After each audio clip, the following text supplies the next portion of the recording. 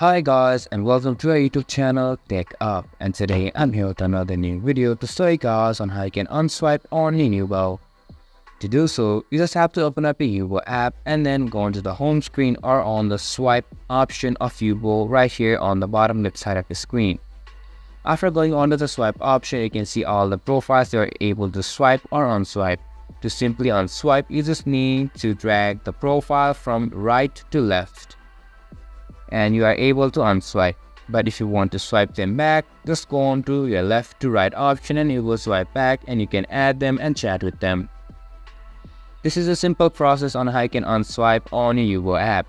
This was for this video, and I hope you guys find our video helpful. If you do, make sure to leave a like, subscribe to our YouTube channel and hit the bell notification. And don't forget to drop a comment for a review and for more content like this.